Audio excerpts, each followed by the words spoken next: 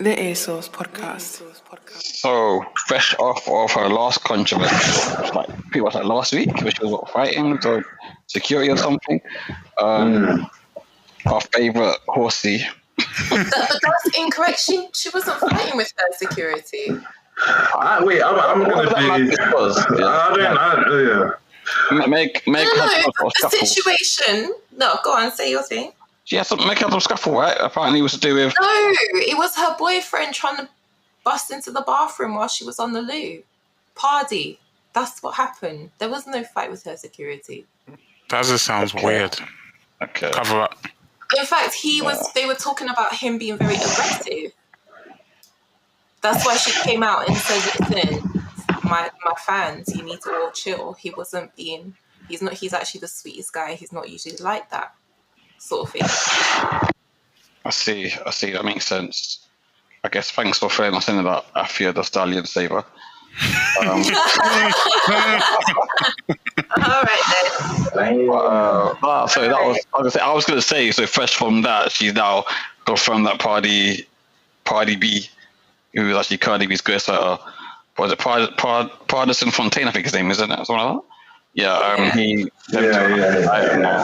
So that is, I'm happy for her. I think that she needs some stability. Hopefully she doesn't beat up this guy and they can have like some years together, because I'll tell you what, after this is to her last project, she definitely needs a ghostwriter, and hopefully this guy could do that for her. And you might actually see possibly Cardi B's quality of music will drop a little bit, because she was definitely leaning on this guy a lot before. I guess Party for Cardi was like Safari for Nicki Minaj. So, we'll see what happens there. Let's go. You just went in, didn't you? Yeah, jeez. Let's jump into our first. It's about it. I feel like this is a really, really big one for me, at least. I know what I'm going to say why in a second, but I'll let someone else lead. But a certain man by Ghetts, that goes by the name of Ghetts, even dropped an album on Friday, and the album is called Conflicts of Interest. I'm going to let Manny go first, because I know Manny feels strongly about this album, so. Whoa. You're going to let me go first. I feel privileged.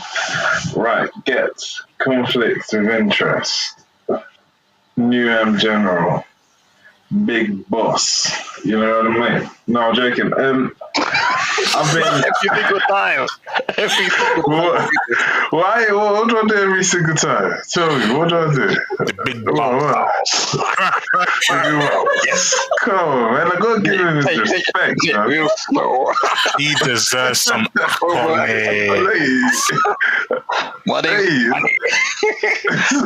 I have to give him it. If I'm giving tenure, he needs it too, you know what I'm saying?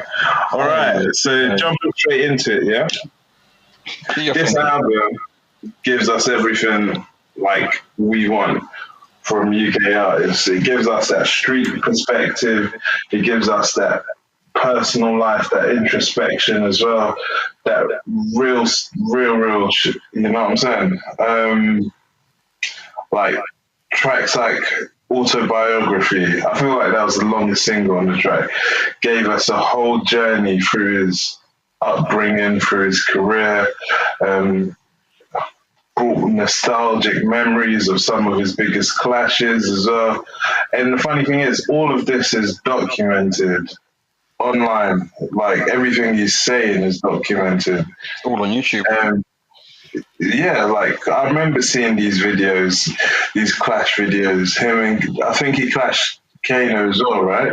I definitely. I remember his clash with Bashi. That's the one that kills me. Yeah, that was hard. There's a Batman in jail.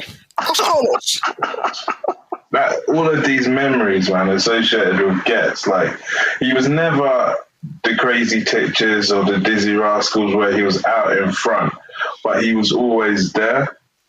And it's unfortunate, but it's good that in 2021, we have like this magnus opus from Ghetts.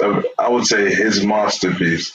Like the same amount of detail that's paid to a Stormzy album, a Dave album, like is being provided here in his Conflict of Interest album. Like the transitions between the singles are all sweet. Like there was a theme running through the visuals as well, all meticulously thought out and executed masterfully. So I think that's my pitch for saying this was an amazing album. My favourite songs, I've already mentioned one, Autobiography, Fine Wine, and Icy Free, Mozambique, Fire and Brimstone.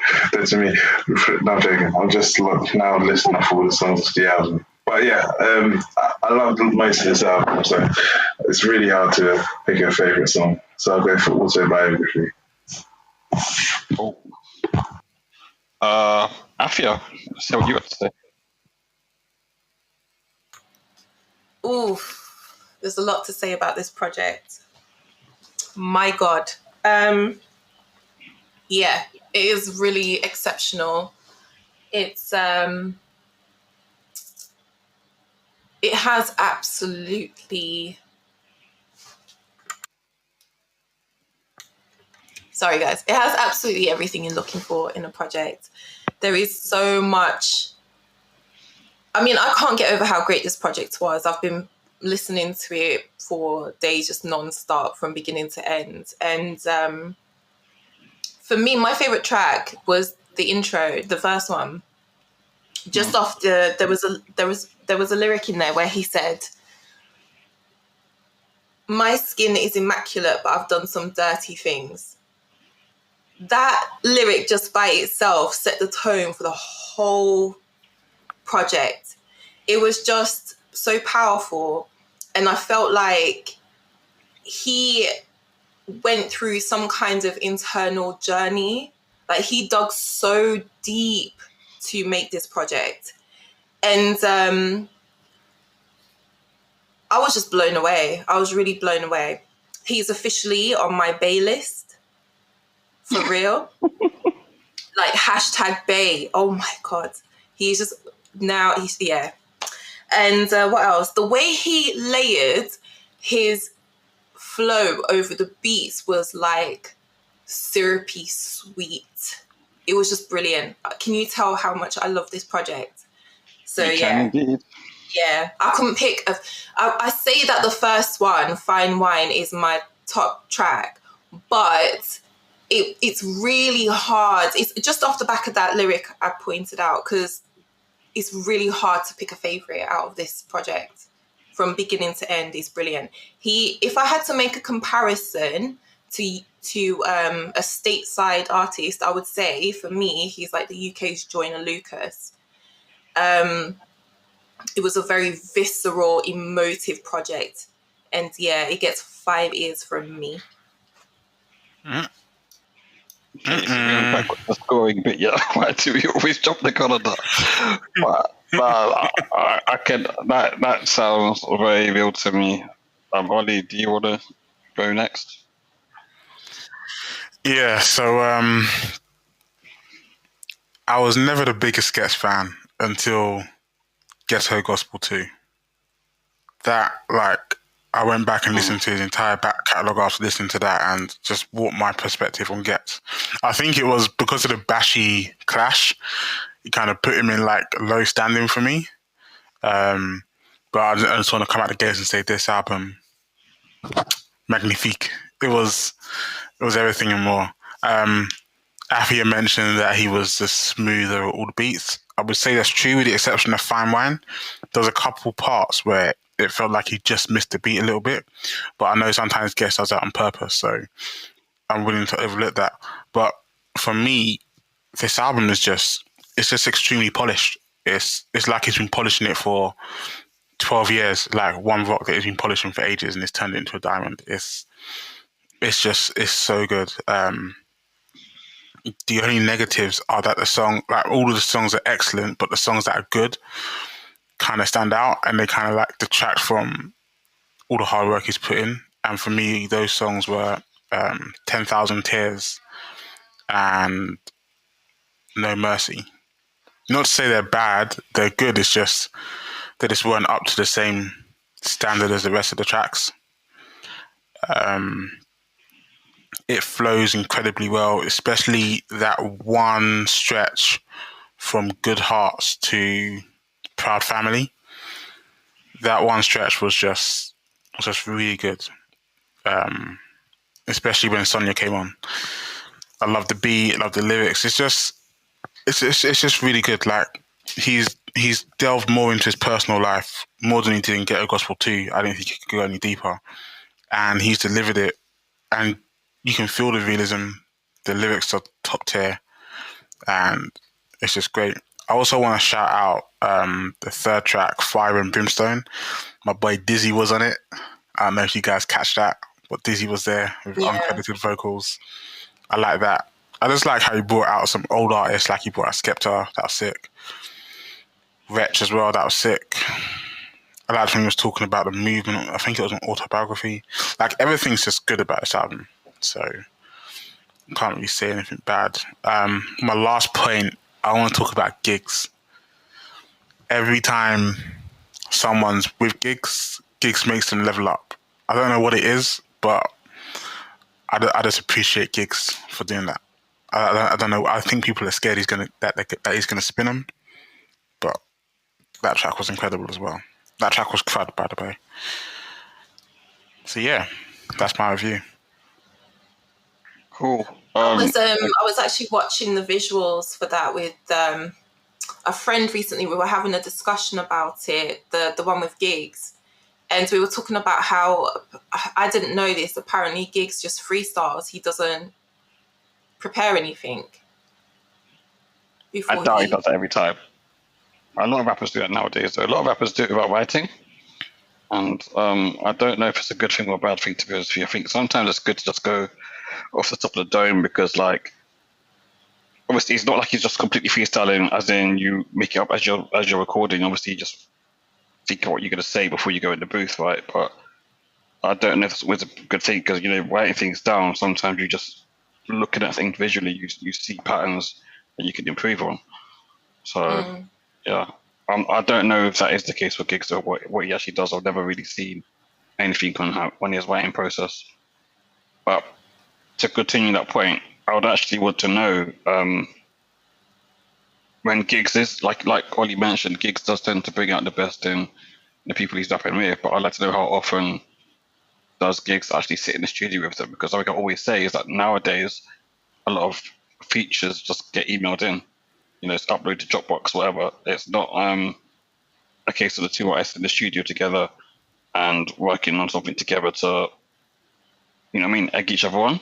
You can imagine two people sitting in the studio together writing, and be like, oh, that's hard, but what about this or about that? Or maybe hearing someone else's verse, like as it's being written, and you do yours and you tie them together or something like that. So, yeah, I think that happens a lot less nowadays than it did probably back in the day. But yeah, for my review, it's like I was going to echo basically what everyone else said. Like, honestly, the album is a masterpiece. It is. I wasn't sure about it when I was thinking about this earlier on today, but I think I'm pretty sure now. But you never know, I might actually know my next week. But I'm pretty sure now that this is the best rap album that's come out of the UK. And I mean that. When I say that, I mean it covers a couple of different things. The album, it's just got the bars, it's got the beats, it's got the content, it's got the extreme cohesion between each track, and it's got the quality throughout. That makes it pretty much a flawless album for me. Even the tracks that you say you could skip, whatever, they're not actually bad tracks. They're still good tracks in their own right. But as Ollie mentioned, the other tracks are just so good that maybe those tracks seem a little less good. Well, I kind of agree with you that it's up there. I don't know if it's the best, though. The best is a hard one. It is a hard one. And it's only become a hard thing in the past maybe 5 to 10 years, I'll say. But yeah, exactly. I mean, I have to say, I have not heard a project as good as this come out the UK. Yeah. I'm not gonna lie. So J Huss's first album, that's not even close. Stormzy, yeah. Way in the Corner was close. That was an excellent album. Yeah. Hoodies All Summer. And that's me saying that because I don't even like Dizzy anymore, but Way in the Corner was amazing. Oh my god. Hoodies All Summer is probably the best. It's still Hoodies All Summer. Hoodies All Summer is sick, but I also like Kano's got a couple in there as well, to be fair.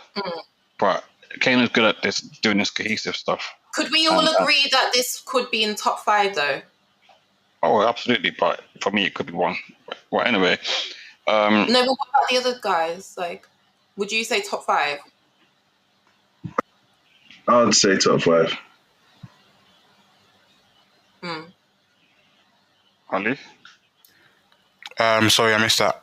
Would you put this in your top 5 UK projects ever? Yeah, 100%. It's top 5. Okay, top so 3, probably top 3. Say that. Yeah. Yeah, so anyway, like I said, I think that the project has just got everything you want, right? And I think that one of the things I thought was quite interesting is that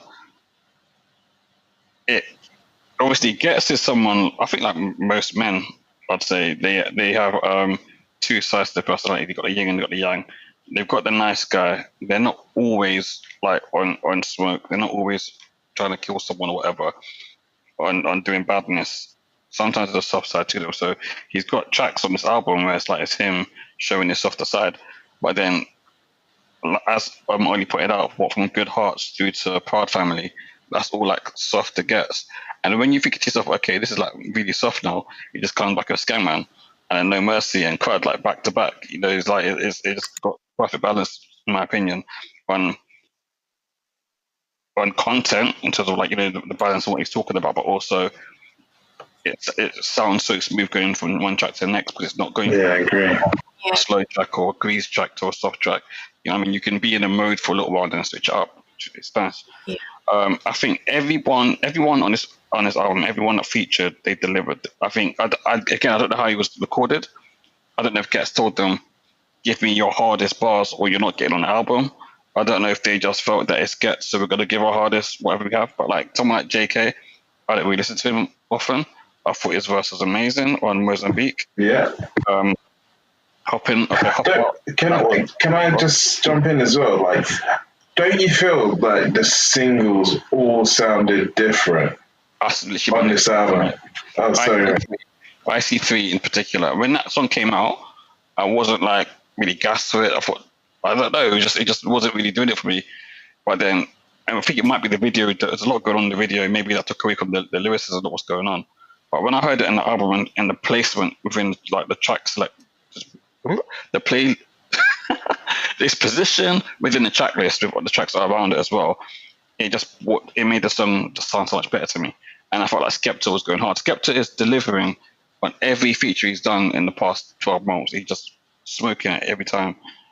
And the back and forth between him and Ghetts was excellent on that. The sample on Sonia, the Brian McKnight sample, excellent. I loved it. And the first time I heard it, I was like, I love this sample, but I couldn't tell which one it was straight away. So I had to literally resort to YouTube to find that out. Proud Family, I absolutely love that song. That song gets me in my feelings. I think the story is just incredible. I love it. Dead to Me, that made me think a little bit about my own actions sometimes. And what's the other song? Autobiography, as Afia said, is excellent. But Little Boy Peep, I like the message in the song. I think that Dave's verse was incredible. Ghetts' verse was very good. I'm a bit disappointed by Wretches though. I thought like I was really expecting Wretch to come on the end and just completely destroy it, and he didn't quite do that. So for me, it's probably the only thing in the whole album that I thought was a bit lacking. Like Wretches, so I agree with you there. And I also felt that Dave, for the first time, sounded average on, like, not like he's not, I guess, average in a sense that look who's around him on that track. Okay. He didn't stand out essentially like he usually does. But then you bugging. I don't think that Dave flopped or anything. I don't know, you haven't said that either. But I'll say that you look at it right. Ghetts and Retri 2 are like VAP royalty in the UK. That's like almost like Tupac and Biggie, if you like, in terms of like the level of quality that they have and their history. So like, yeah, I think I can understand that happening to him. The last thing I'm going to say on this album is this, right? And it's more to do with Ghetts in general than the album. I think it's incredible that someone could be around for as long as he has. What is like 50 or 60 years in the game now, and he literally with every project. If you go back and listen to his back catalog, because I've actually done it as well. I know Ollie said he did it. Every single project he's actually leveled up, and I don't think anyone else can say that they've consistently got better with each project. Not in the UK, at least. Kano can. No, Kano definitely hasn't got better with each project, because his first project, Home Sweet Home, is probably his second best project. So he's That's true. So he got worse. And with Kano, he has maintained a consistent, let's say, high level. None of his albums are completely trash, though. Yeah, that's true. But my point is that it's just not a case of. I don't think Ghetts was amazing in terms of quality of music to begin with. I don't think that he's always been a good rapper. Being a good rapper doesn't mean you make good music. There's a difference there. So for me, Ghetts has only really leveled up. The only album from Ghetts I could say I really enjoyed before this one was Ghetto Gospel Part 2. I thought that was the sort of sound that I like, right? But since then, with this album here, he's just gone clear, in my opinion. So yeah, congratulations to him, man. I think that's just an incredible project he's put together. And I'm not even going to say I can't wait for the next album, because I'm still very much living in this album still. I'm not over this one yet. So I'm going to give him 2 years before I start demanding new music. But yeah, excellent. So guys, yeah. Okay, so guys, I was just going to say, can we talk about? See what you said. Sorry. Okay, so guys. No, I feel what you're saying. No, I just wanted to ask if we could talk about the balance between the beat and the vocals, like the flow and everything as well. Because, sometimes the beats will be so good, they overpower the artist. But here, I just loved every beat, and still he just managed to find that balance. So this is actually a wider conversation had to be had on this year. But for this album here, I don't know who mixed and mastered and engineered it, right? But I'll say this. One of the biggest issues that UK artists have had, and I say UK artists being rap artists, right, over the years, and when I say over the years, I really mean like more than 5 years ago, is that their quality of the mixing, mastering, and just generally the production was shit compared to artists in America. Like, you'd have really good wordsmiths, really good rappers, but the beats were just rubbish, and I didn't want to listen to it because of that. And now I feel like in the UK, our producers, our engineers, everyone just on point, and they're just smashing it. So you're hearing albums now, and they come out, they sound really good. Like, I remember Stormzy's album, the mix and the mastering on that was excellent. It just sounded like Dr. Dre did it. And I think the UK is overtaking the US in that regard. Yeah, because the US artists now, they just put in like trash. It's like they just record it and they just release it. And like now, yeah, I agree with you that the UK ones, the top ones at least, they're definitely doing better. It feels like in the UK it's more of a craft, and in the US it's just like quantity. Like, push this out, let's get our streams out, let's get some money. We take our time. But they say that even D-Block's albums, they are mixed well, so I can't even say that they're just like pushing out. This is definitely the kind of project that deserves like the best audio experience that you can provide yourself when you listen to it. I think, Ollie, you were saying that earlier, right? Like, you put it onto the because I after listening to this for a few days earlier, I was having a shower and I had it on with my little like shower speaker, and it didn't sound the same, and I was disappointed because it just wasn't the same quality sound. Like, it's just brilliant. You have to give it. If you can listen to this on some really good quality speakers or really good quality headphones, it really does completely change the experience completely. Yeah.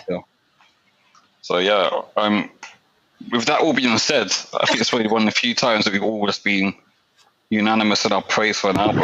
Yeah, this is so rare. Can we get a score from you, Manny? You were up first.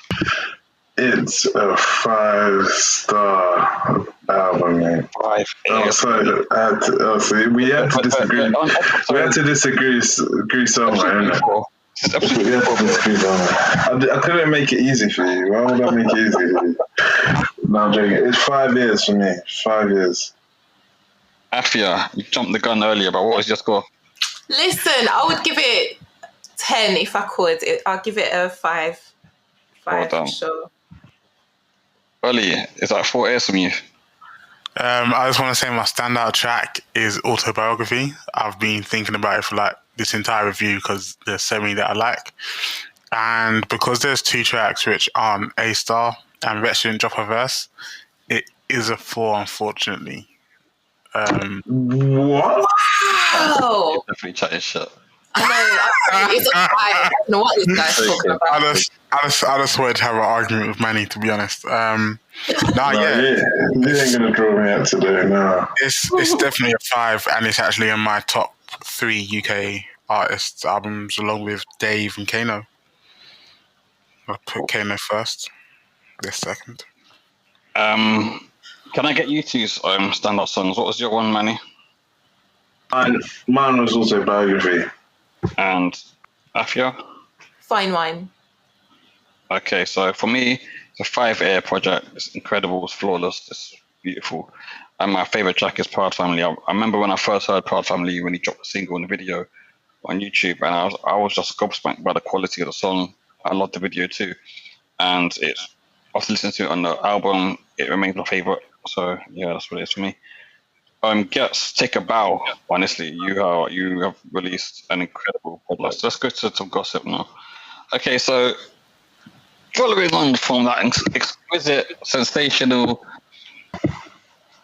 album that deserves all the adulations it receives, right? Talk about some going-ons in the industry. But hold on, before we even go to that part, Manny, what are the socials, bro?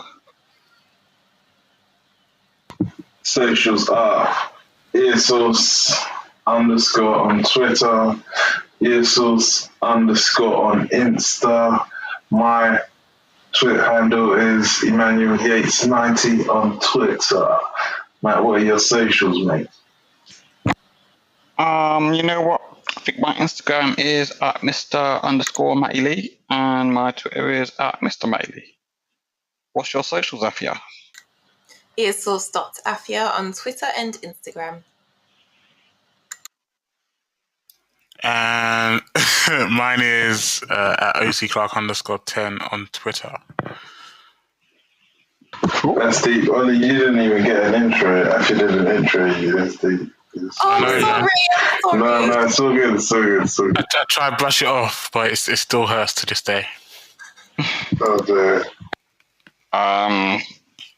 Yeah, so I heard that a certain power couple is splitting up. That I said, you know what? Yeah, this divorce is kind of crazy because nobody saw it coming, did they? Like, absolutely no one from the first together thought this was going to happen. It's completely come out of thin air almost. But I believe that a certain Kim Kardashian, fresh out of law school, decided to divorce her husband. So, thoughts, guys? What are your thoughts? I read online that apparently if he talks anything about the divorce, she's gonna like run him through the ringer. So apparently they've agreed like joint custody and a 50-50 split on finances. So it's like an easy process. But if he talks any grease online like he likes to, if his Twitter fingers get active, she's gonna bleed him dry apparently, which I thought was kind of funny. That's a mad thing. Because it's inevitably gonna happen. It's inevitably gonna happen. Kanye is, first of all, he's allegedly got his mental don't say issues, but he has these things he has to overcome mentally, and he just lets loose sometimes, and it's inevitable that he's going to have a day where he's stressed out and he's going to start firing off tweets. And if that doesn't happen, he's absolutely going to talk about it on one of his albums, which is going to be coming out probably later on this year or next year. So we're going to hear everything about what's going on there. But I could say everyone needs to happen. Kim was never going to be his forever wife. She was never going to support him through this whole mental breakdown he's having. I don't want to talk on it too much because I don't know the ins and outs of it, but I'm just going to assume from my previous that she's not the person that you'd really want to be your guardian. She ain't ride or die either, man. I don't think she's ride or die. She's not. And you know what? If she takes it through the ring, it'd be quite interesting because Kanye's made himself a very wealthy man. I know that she helped him with that as well. I'm never going to discredit that because he said that when they first got together, he was really broke, wasn't he? Because he put all of his money into Yeezy, and it made him broke. I think he was like 13 million in debt, or something like that, and she basically cleared it. But, which is a lot of money. You can't deny that. But I would say that it was a case of her hedging her bet as well, because come on, you get someone like Kanye who's got a proven track record of creating stuff, whether it's music or fashion or whatever. You know, he's just not suddenly going to wake up one day and have no creative acumen. So, yeah. I feel like everything around these Kardashians is like a business plan. Speaking of business plan, I read somewhere today, or watched a YouTube video where someone suggested, I think it was, his name is Murad Maradi, he was making a suggestion that Kris Jenner advised Kim to break up with Kanye because of an impending lawsuit that's coming from the choir group. I can believe that. I don't know what though. It's to do with the California laws. If she shows that she has officially separated from him, which if you leak the information to the media on the date that she did, you know, then it's globally accepted that this is a separated couple. She's no longer liable for anything that happens from here on out, basically. She's not with him anymore. At the end of the day, sorry, they can't let this affect the Kardashian brand. Yeah. So, it won't affect the Kardashian brand either way, because they don't want it to affect the Kardashian finances. The Kardashian brand is not affected by anything. It could come out that, okay, maybe if they did pedophilia, that would affect them. But no matter what they do, whether it be generally considered positive or negative, sex tapes leaking, whatever, it always works out a positive for them. So, yeah. I just think to myself, it's a toxic family, and I was about to say that. That's why people find it extremely toxic. And when that relationship started, it's when his mother died. He was in a very bad place, and he never got to a better place during that time. Amber Rose wasn't better for him, absolutely not. But it's a shame that he never had someone that he could turn to during that time. He's clearly someone that has got a mental fragility, and it's a shame he never had someone around him at the time that could support him through his darkest days, and so we could have seen a better version of Kanye than what we have seen over the past. I'm being very empathetic to Kanye right now, which is very not you. I don't hate. This is the thing, right? My issues with Kanye West is the fact that I react to things based on how I view them. So if, for example, I don't know, any person, like say Tristan Thompson, who was dating the other sister, Khloe Kardashian, if he come out and says some stupid stuff, right, I wouldn't care because I don't expect anything of him. When Kanye West was younger, he was really looking like he was going to be a black leader. And I was really thinking to myself, this guy is someone that could really do good for the black community. So when you see how much he fell off, that is what really angered me a lot. And then on top of that, his music, in my opinion, the quality of it did fall off. It was rubbish. Jesus was shit. He had like 2 albums that were shit. Then The Life of Pablo was good. And after that, it's on and off, because even that was a shit album as well. He did also be fucking up albums for people like what you call it? Tiana Taylor. I don't know. There's a talent in him for sure. That's without a doubt, but it's so misguided at the moment. He just needs someone. He needs a woman in his life that's going to guide him. I know that people say it's not for a woman to fix. Yeah, I was about to say that. And I totally get that. But you know what? Yeah, the reality is they always say that behind every good man is a good woman, and it's because women. Maybe we need to change that saying and make it behind every good man is a good therapist. Okay, well then, even if that is the case, it's about partnership. And sometimes when you're at your lowest ebb, you need someone that can hold your hand. Therapist, man.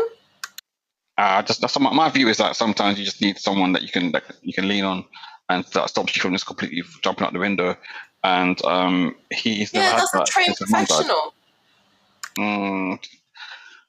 Do you know what? If you can't find therapy in your partner, then I don't see what the point of the partner is. It's not just about sex and having That's someone called codependency. Maybe you both need to or go your see a finances. therapist. If you should be able to talk to your partner and be like, "Hey, this is what's on my mind right now. This is what's really stressing me out," stuff like that, and then not to be to say to you, "Oh, okay, but you know what? I'm shooting my new Yeah, TV but he has a clinically diagnosed condition that you can't lean on a partner for. He needs medical Of course you can. intervention. I'm not saying you don't need to have medical intervention as well, but if someone was diagnosed with cancer, right? But you obviously need a doctor to fight the cancer, but you also need your family there to support you as well. It makes your life easier. But this is different because you're talking about a physical ailment. We're talking about a mental thing. Okay, so when you're going through your mental, anyway, this is you need to have your doctor, absolutely, but you should still be able to lean on your partner. Fair enough. Okay, we both of us seem to think we know what's best for Kanye West, but in reality, we don't. So let's just, yeah. I find that when people make that statement, I find it really frustrating because you could say that about everything we discussed. We don't know about this, we don't know about that, so why we discussed it then? What is the point? So like I said, I'm just saying what my thoughts are. No, but I get that. I'm just saying we're both opining on a situation we're not directly involved in, so it doesn't really matter anyway. I think it's a good way to kind of say we agree to disagree. Yeah. You've got to that point where there's no winner in the debate. I wasn't trying so we don't know what we're talking about. Well, okay. Of course, we can speculate. Of course, yeah. Fine. I guess you've won in this draw. You win a point, not all three, but a point. Yeah. All right. Cool. So, I guess we've covered Kanye. Should we hit another one? I want to talk about Meek and his stock values this week. So, for those that are invested in rappers, it seems as though Meek stock value has taken a massive tumble after he released lyrics talking about Kobe's death.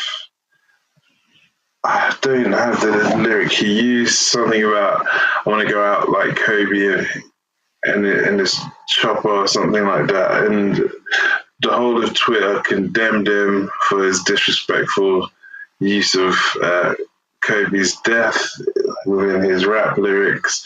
I think there's been a whole massive debate about freedom of speech versus being insensitive versus timing of this. So Meek's been under heavy fire. He has come out today saying that he's apologized to Vanessa Bryant. And hopefully she's accepted it, and hopefully we don't hear this track ever, because and I think 6ix9ine's just had a really bad effect on it. Made his week really tough. What are your guys' thoughts on this? I think Meek was bang out of order. I believe they've taken him off the FTSE 100 and the Nasdaq, which I think is correct, given that his stock's at an all-time low.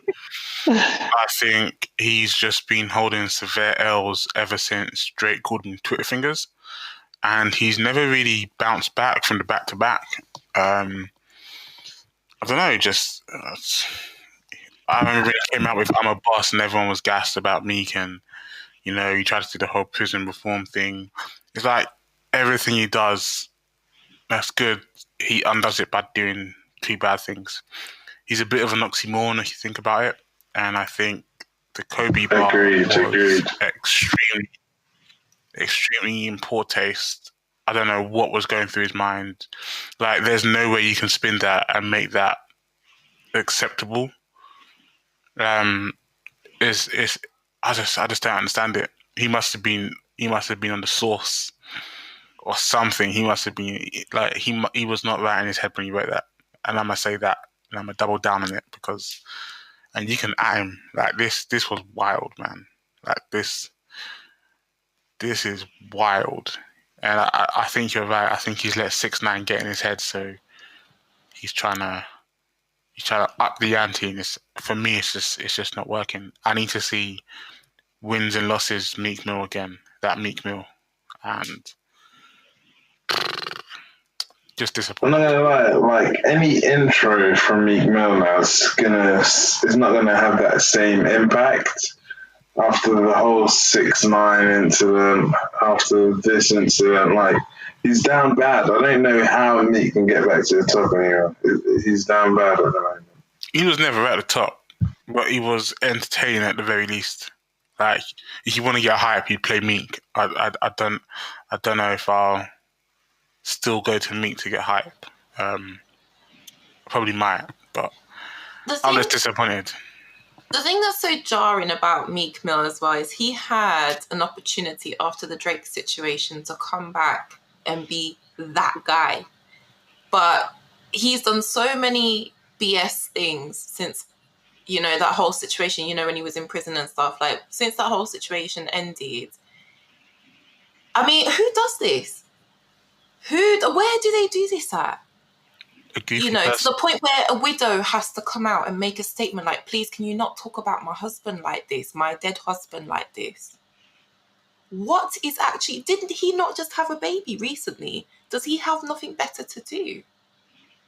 You know, at this point, you'd think he would have matured a little bit to know better.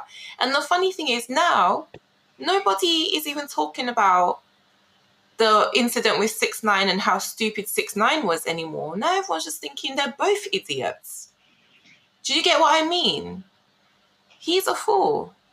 Plain as day. Foolish. Bush boy.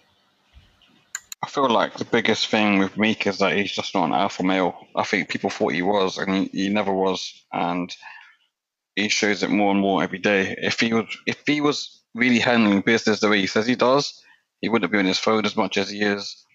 And if he wasn't on his phone as much as he is, then people would just assume. It's not even assume that he's doing something, but it's just like he wouldn't be able to make a fool of himself all the time. It's like all he has to do is do less, and it would work out so much more for him. Right? Yeah, it's just like you said, Twitter fingers. He's always on Instagram posting something. He's always on Twitter posting something. He's always on Clubhouse talking some dumb shit. And then this happens, and it's just, I don't know, man. He needs to just fall back. That's what he needs to do, just fall back and get a grip. I think he's just lonely, which I can understand. If you're lonely, that's fine. And I don't think he's got the support network that a lot of these other artists have. Like Manny was saying, his stock is so low, people ain't really trying to hang around with him because he's kind of goofy. And what I will say, and this is going to trigger Afia, but I saw someone post something on Instagram the other day, and they were saying people need to move more like Lori Harvey. All these things about Lori Harvey, and she didn't respond to no one. She just stays silent. Listen, can I make a point about that situation? Yeah, because I was having a conversation the other day with a friend about this. We're both parents, right? And we were talking about this Lori Harvey situation and how, for us as parents, it's not even about what she's, in the sense of her being like loose. Do you get what I'm saying? Those kind of conversations. It's not even that. As a parent, if my kids, because apparently I did not know this, but she was seeing numerous people within the space of like 6 to 7 months. So it was like she had a new partner every 6 to 8 weeks, sort of thing, that she was going public with. And we were saying, as parents, if our children were doing something like that, we'd be worried about their mental and emotional well-being more than anything else. So I just wanted to drop that. And and also another thing, you know, when I talk about misogyny in society and stuff like that, everyone has been on this girl's case. I actually started to feel so sorry for this girl the other day, because the way people were going in on her and see all these guys that she was with, not one of them came out to say anything in support of this girl's moral standing and character, you know.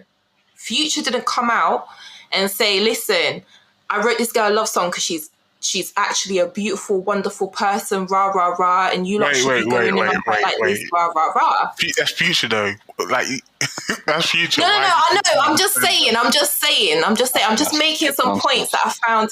Me and my friend were having a conversation about this, and we were talking about these points, and it was very interesting because we were looking at it as parents, right? This situation. So yeah, everyone's been having these discussions, which I feel like people are kind of missing some points as well. It's an interesting one when it comes to that. So I don't personally think everybody should be living that way. That's my personal thing. So if you're gonna say to me like that's like nah, that's nah. No, what I'm saying is just don't respond to the nonsense. It's like she doesn't respond to nothing. She don't go public with her relationships. People just follow her and find out. But then when they do, she didn't say nothing. She moves like lasagna. And do you know why I say that?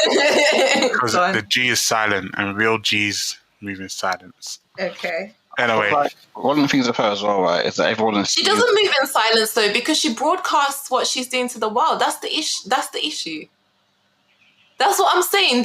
This kind of romanticizing and making there's this dialogue about how people should move like this. This is modern dating, rah, rah, rah. This Lori Harvey situation that people are talking about to make all these like comparisons and stuff. That's not a healthy thing to even say like she's doing. She's not moving in silence. She's actually out there saying, look at this man who I'm straddling right now. And then 4 weeks later, she's straddling the next man and saying, I'm in a new relationship. That's not healthy. So... miss me. Matt, what was you saying, Matt? I think, Matt, you was about to say something. No, nothing. Mm-hmm. But are we like going towards slut shaming if we focus too much on like the length and breadth? No. It's not about the physical thing. It's about being out there saying I'm in a whole blown relationship, and then 4 to 6 weeks later you're in a whole new public relationship. I think we're kind of going off on a tangent here. We are. But I wanted to drop that because you said that it would trigger me. Yes, so I'm just putting you took it the wrong way. Well, let's move on to the next one. Calm. All right then. Jay-Z sold Ace of Spades. Big up Jay-Z. Phenomenal businessman. Claps all around. But I think there are elements to this deal which are a bit weird. Matt, would you like to voice some of those points there? No, I don't think I will.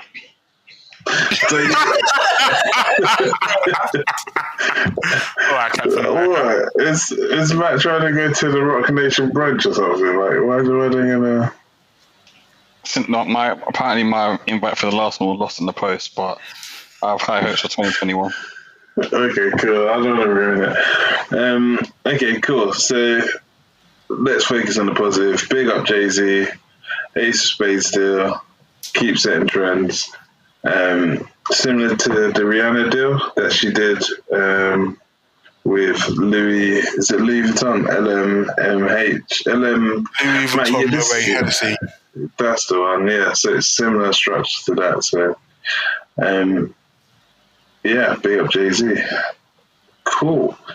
All right, there's a topic that I know Matt's dying to talk about. I know he's dying to talk about. Lionel Richie. I don't even have anything to say about this. I think what he's doing is fine, but I just find it funny because it's like...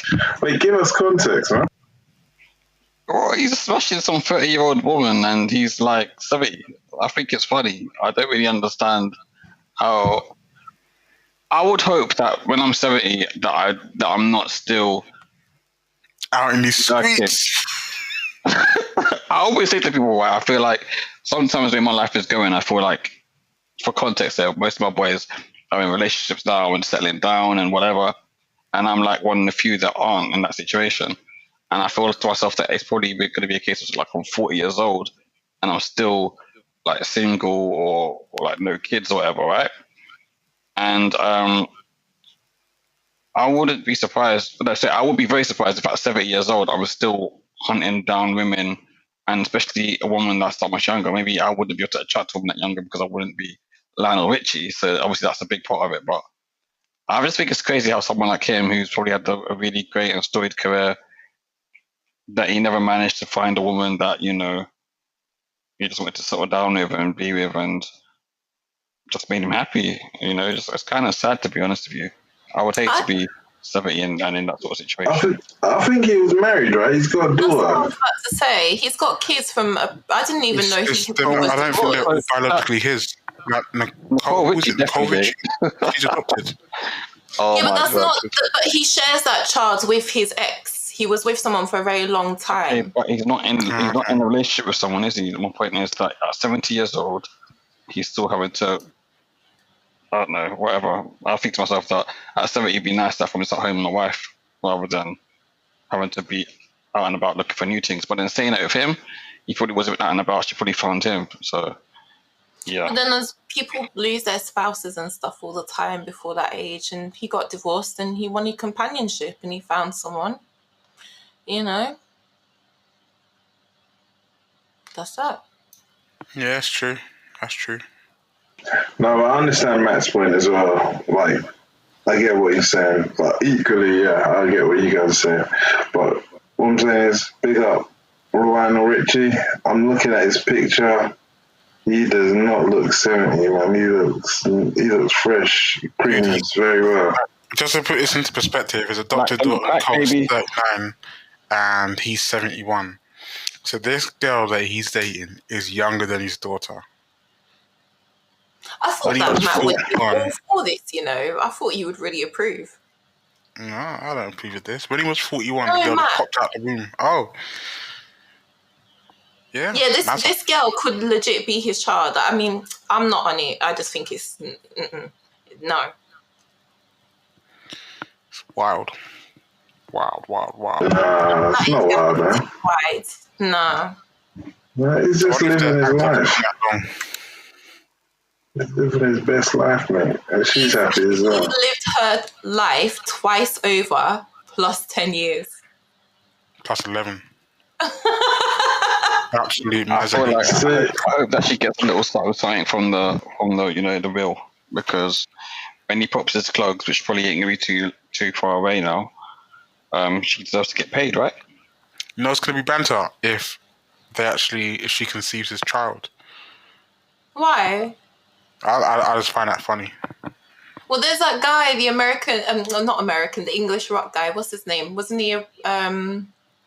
He did the peacock walk or whatever it's called, the strut, and he keeps impregnating people, and he's in his 70s. Mad. I don't remember his name right now. Mad. I think you're referring to Mick Jagger, right? That's it. Thank you. Yeah. Calm. All right, guys, let's quickly... Is there any other topics that you want to cover before we go back into album review mode? Speaking of albums, Daft Punk are splitting up. Oh, no. I always remember Random Access Memories. Amazing album. Really enjoyed that one from Daft Punk. I think they collabed with Pharrell heavily on that project as well. So and they had Nile Rodgers on it too. I've never actually listened to a Daft Punk album, but I've listened to like a lot of their songs. So I listen to the singles, but I don't think I could do a whole album. Listen to Random Access Memory. I wouldn't give you a terrible recommendation. That is a good album. Wait, you give me bad recommendations. No, this one's good. It's not hard. Bad recommendations, Ollie, though. I think it'd be nice if they, you know, reunited and released a song one more time. Maybe faster, better, stronger, or whatever that song is. Harder, faster, stronger, or whatever it is. Mm-hmm. I dropped it. Just how Ollie likes it. Maybe I can get lucky on the next one. Does anyone actually care? Like, people have been going on and on about this, about them splitting up, but deep down, do people actually care? They haven't released an album in like 8 years, right? That's what I'm saying. Like that. I just felt like this was such disingenuous hype. Like, okay, fine. Like, I don't understand people are so like... I think it's just to pay homage, isn't it? They've had a 30-year career, they've made some. They Lionel weren't Richie's doing day. anything. As long as Lionel Which Richie's they day. weren't doing anything. Look, I'm just saying. I'm giving you what the feeling is, right? So people are paying homage. That's it. Like, it's okay to do positive things sometimes. Not every day negative. Leave Daft Punk to do what they do. Guys, Bobby Schmurder came home today. Let's all do a little.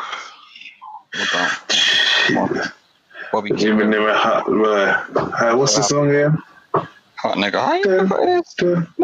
Dimming in the hot boy. About a week ago. I'm gonna apologize to Bobby for that awful rendition coming from the lads there. But no, it's really good. Like Bobby gets so much ratings because of the fact that when he went to prison for something that whether he was guilty for it or not, he was able. They offered him a deal to lighten his sentence by basically leaning on his fellow defendant, Roddy Rebel, and he said no, he wouldn't do it. So that's why the streets love him so much more now, even more now than they did when he was out, because they just see him as someone that didn't bend, didn't fold, did his time, kept his mouth shut, and him and his boy are now back on road. They're probably gonna release some music at some point. I'm sure they'll get every feature they want on their records, and yeah, it's gonna be good times for them. But yeah, his stock is at an all-time high when he is now entered the FTSE 100, the Nasdaq. So this is going to be interesting. I'm not gonna lie. When it comes to artists that just come out of jail and have so much hype behind them, I'm always very wary. Meek had that same amount of hype coming out of prison. Everyone's like, Meek's coming home, got that Jay-Z back in. His next project's gonna be flames. Do you know what I mean? Wins and losses was incredible. Yeah, but since then, do you know what I mean? He hasn't really. That was another one as well. That was really good. Meek, like I said, Meek's issue is that it's not the music. Generally speaking, okay, this one verse he's done that was offensive, bad. But generally speaking, his music is good. Even like this summer, he did a song, "Pain Away." Well, not this summer, sorry, this winter, "Pain Away" with Lil Durk. That's a big track. He's doing these little quarantine packs, and it's good music. But I don't know, man. The guy needs to just move away from his phone. Stay at home for a couple of days. Yeah, but look, let's go back to Bobby Schmurder. I guess the main point I was making is I'm just wary that we do this all the time with artists that come out, build them up, and then it's equally fun to build them up, but then it's equally fun to tear them down as well. And the internet loves that. When Shine came out, remember Shine went down for that gun charge when Diddy, some shootout in a club in New York with Diddy and J-Lo, and they were all wrapped up in this shit. Anyway, Shine did a long stretch, innit? And then when he came out, everyone was like, "Oh my God, Shine's back! He's gonna be in a mad thing. The music's gonna be so crazy, whatever." And then he came out, and he was like he was Jewish now. He was like believed in Judaism, and his rhymes were really, really, really, really, really, really, really shit. And I know I was one of the people that was shocked how bad it was. So I'm hoping it won't happen to Bobby Schmurder. I'm sure that he's kept his skill and he's able to make a good party tune or something. But no, I remember Shine's. He's going to have a team around him. It's not like we haven't heard Bobby Schmurder. Like, he's hit Billboard charts since being in prison. Like, you couldn't wait to say this one, could you? Yeah. Like, because there's one artist in New York that put Bobby Schmurder on his debut project when no other artist would do it. Now everyone's up. Bobby Schmurder's up, but this artist, this colourful artist, put Bobby Schmurder on his Day 69 project. I'm talking about 6ix9ine, the Meek Mill killer. And that, I think that charted, and that was the last time you heard of Bobby. You haven't heard of him since then. So Was it say 6ix9ine or was it Dummy Boy? Yeah, but 6ix9ine just likes to attach himself to any and everything. So He didn't. It wasn't a case of him attaching himself. I disagree with you there. Like, I think it's the whole New York connection. Like, Bobby Shmurda could have done it with anyone. He could have done it with, what's that? Flipping out. French Montana. Could have done it with French Montana. Nothing. But he did it with 6ix9ine. You get me? You lot are just trying to trigger me today, innit? Well, go and get triggered. I'm handling it. I think I agree about this whole the pressure, that is put on artists when they come out of prison, and just on the mental health thing alone, I think people need to not have to immediately come out and it's all of this. Like, it can be overwhelming. I remember I was watching this video of what's her name, JT, when she came out of prison, and they had like a bus with a recording equipment and stuff in there ready for her as soon as she stepped out the prison. And I'm thinking, is this even healthy? But anyway. All right then. Cool. So I think all I want to say, just to put a line on it, is good luck to Bobby Shmurda. Whatever he does next, we're all going to be listening to and we'll be reviewing here. It could be the next 5-star project, who knows? Amen to that. I don't see it being a 5-star project, but absolutely, if he drops something this summer, it's going to go off. I can tell you that. That's for sure. Just do a hot nigga remix. Fuck it. Yeah, that would actually be smart with 6ix9ine. Yeah. It's let me. You can absolutely do that remix, right? I just get like a bunch of big artists on the with him. I don't know, whoever was the biggest relevant ones? Get Roddy Rich on there. Get the baby. Get the baby on there. Lil Baby. Get Ghana on there as well. Fuck it. Just do it. Do like a mega mix. Wouldn't it be so jokes if he did a whole project with 6ix9ine?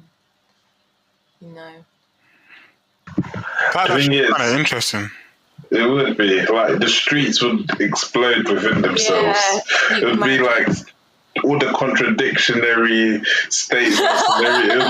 It'll just self-suck, and then everyone will be like, there's no rules to the streets no more. Outrage. People's brains would melt. Really? Crazy. But you know what? Since we're speaking so much about 6ix9ine, let's just segue quickly. So this week we've had 6ix9ine versus Chicago. All right, so 6ix9ine went on live this week to promote his new singles. I think what is it called? Is it Zaza? I believe it's called Zaza. And then you had an appearance by Little Richie, where he flashed his weapon on the Instagram Live. A barrage of insults were traded between the two, and it obviously ended with Reese dropping off of 6ix9ine's Instagram Live.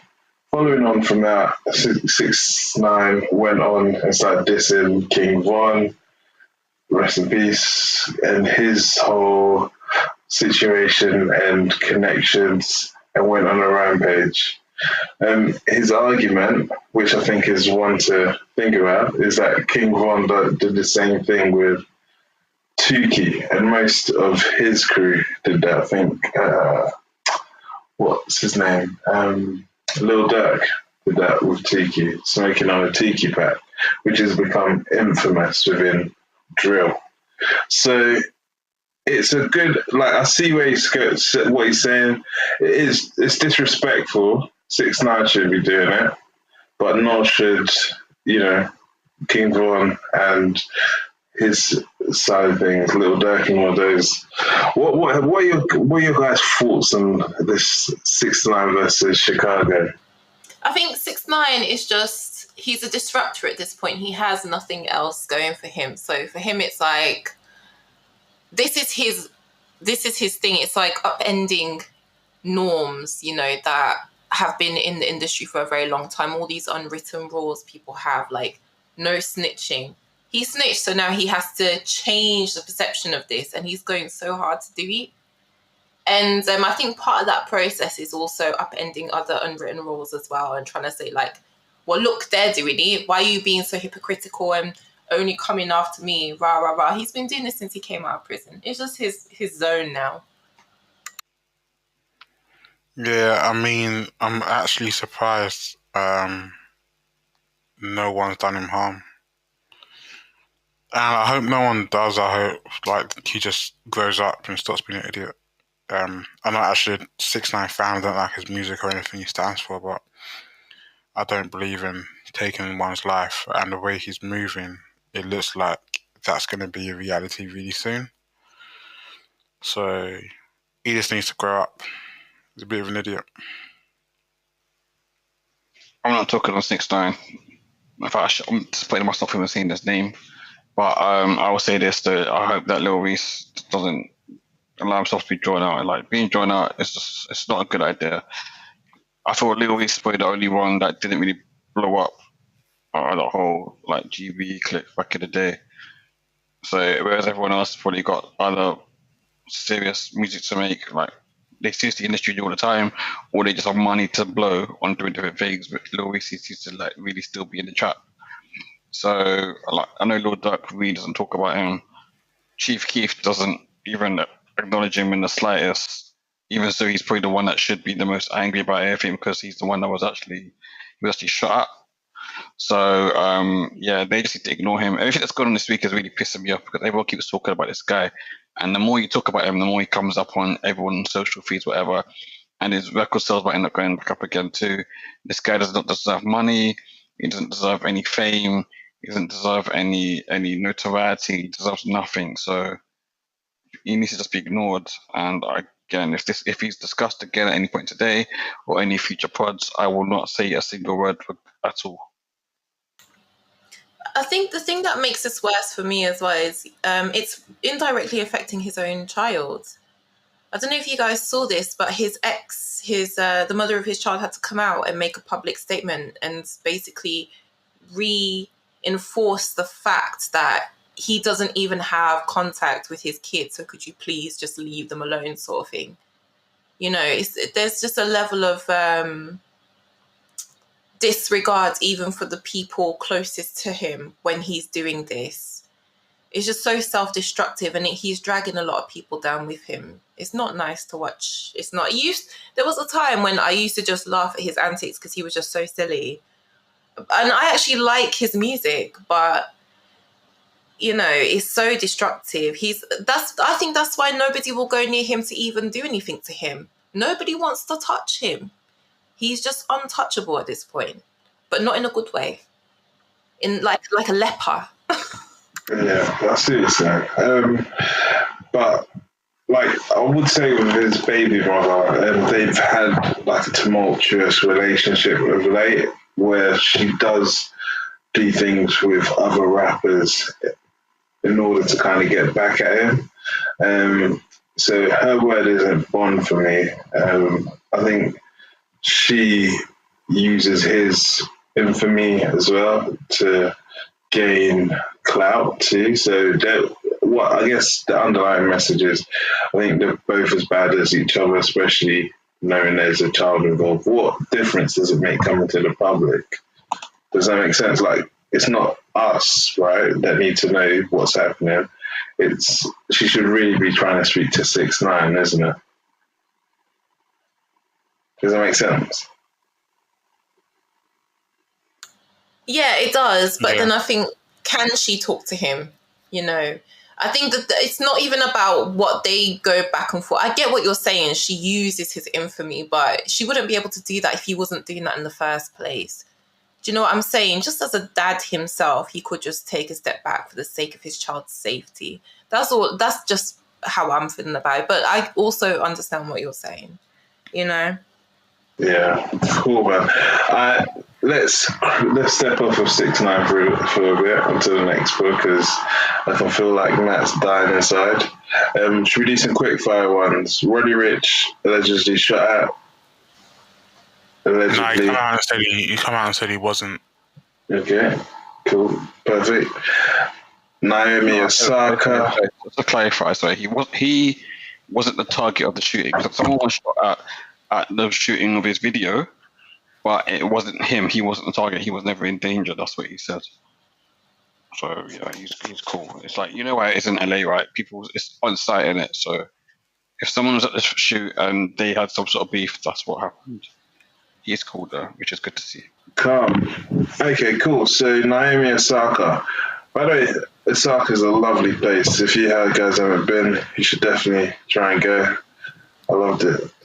They had amazing food in Osaka. I really do want to go to Japan, man. It's really high up on my list. And Japan's amazing. So if I can get out there for the Olympics, that'd be great, but I don't know if it's going to happen. Yeah. I wouldn't even, like, if you don't go for the Olympics, just go whenever. Like, it's just a cool city just to traverse and travel through. Like, a cool country to just traverse and travel through. Like, just nice. But yeah, Naomi Osaka, big up yourself. She showed mad respect to Serena, like, after beating her and then winning the Open. She's a legend, living legend in the making. What you guys follow tennis? Probably. So go on. No, I agree with that totally. I think that Naomi's racking up these Open titles really early in her career. She's only like 20, 21 years old. She's doing amazing. I think last year she was the highest paid female athlete ever. Like no female athletes ever earned as much money as Naomi Osaka did last year.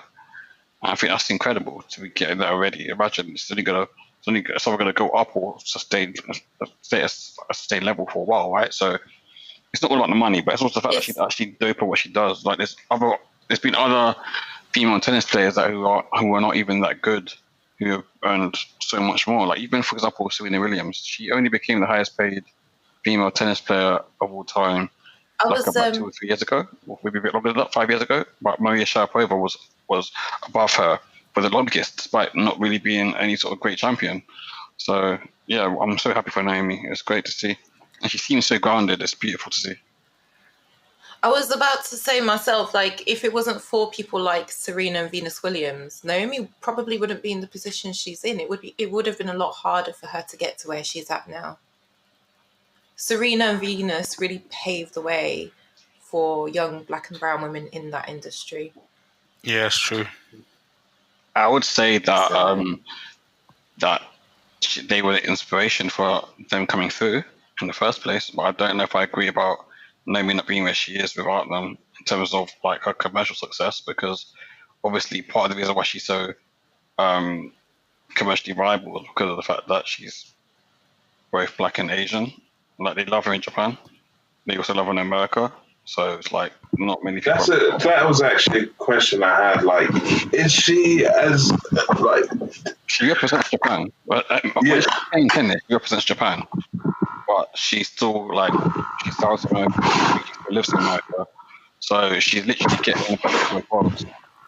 But the Japanese people do actually support her, and like when you see her post stuff on Instagram, she's very much in touch with Japanese culture. It's not a case of because it's funny. Her boyfriend was talking very recently about how much of a white-dominated sport it is, and how much of a culture shock it was for him when she introduced him to it, because of the fact that he wasn't used to being in such white-dominated spaces. Mm-hmm. And I think that a lot of her, like, for example, the money she's getting, the contracts she's getting, etc., she would not be getting that without people like Serena and Venus Williams paving the way for young Black and brown women and men to have a space in that industry, a visible, lucrative space in that industry. Do you get what I'm saying? That's the point I was trying to make.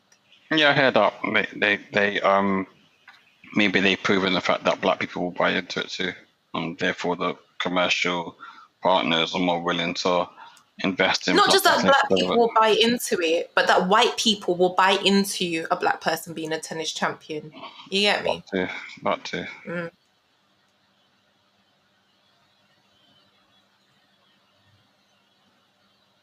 Let's we had a moment. We had a moment of silence for Osaka's amazing journey. So, Can I just say one other thing as well, tennis related, right? I know I've said it about 50 times probably. I say it every time Serena gets knocked out of a championship in the tennis career, in the latter part of it.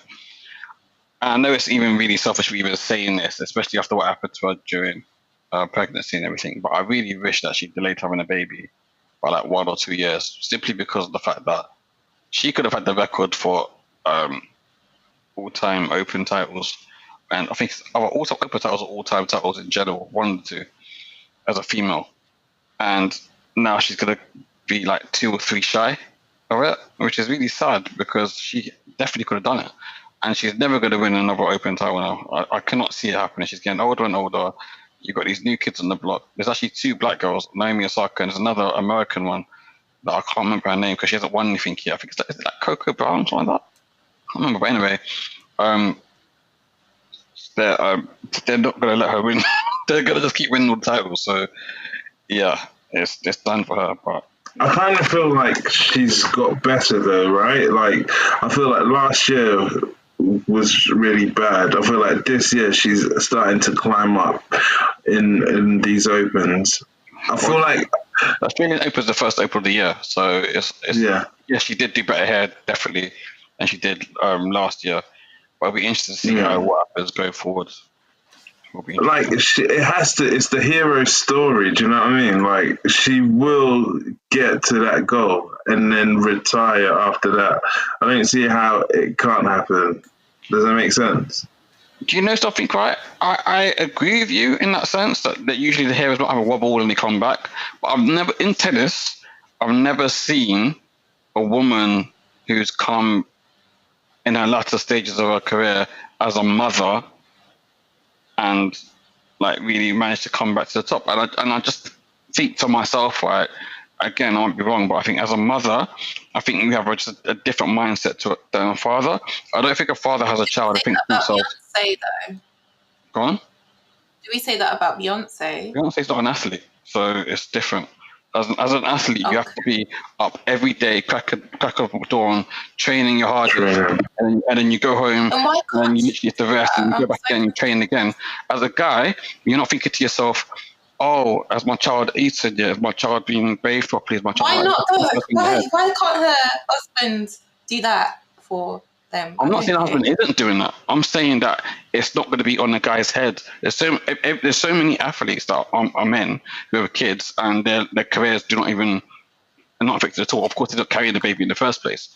But as a woman, I just believe that her first thought at all times is going to be her child and not maybe spending that much longer training or going that much harder in a match. I'm not even trying to talk badly of Serena. I think she's a great champion and everything, but I just think to myself that killer instinct, if you like, that's gone now. And I don't know if you should ever get it back. Mate, I think you're underestimating, especially Serena as a powerful black woman. Like, don't underestimate the black queen. I hope I am underestimating her because I want to see her win. That's what I want. So let's see what happens. Anyway, let's get back to the music. Music make you lose control. Music make you lose control. I feel like part there, but I wasn't ready for that. I wasn't listening, so I was going to jump in and crush it. Shall we talk about a couple of the smaller projects we listened to this week? Because I really enjoyed the Major Mantras. Go for it. Take us through it, yeah. Okay, so I found this really interesting and I enjoyed it. I didn't actually enjoy the mantras in the sense of sitting and listening to them myself. I'm not going to listen to them again. Tiana Major 9 put out a wonderful project called Major Mantras. And I believe it's split into 2 halves. Am I correct? Can anyone help me out there? I think you're right. I think it is split into 2 halves. First is just mantras, and then you have like some old records, right? Yes, and I love all of those records. They are all great. My favorite is Same Space. It is so heartfelt and beautiful. I mean, each song on that project is beautiful. But how did you feel about the mantras? That's what I was going to say. The mantras were not for me. However, I'm someone who's very into, as you guys know, like I enjoy a little bit of meditation and mindfulness. And I thought this was a really interesting way for an artist to incorporate a very personal form of meditation into their projects. And I found that very interesting. And I think a lot of people will appreciate that. And I think it's a great way to maybe introduce meditation and mindfulness to people who maybe are not used to it. So, and some people may find that actually really interesting to listen to. It's not for me, but I like the concept of it. And I like that it was so personal and she included that. The songs separately to that are all beautiful. I recommend anyone go out and listen to them. But yeah, beyond that, I don't think there was much to say because they are old tracks. So yeah, that was my impression.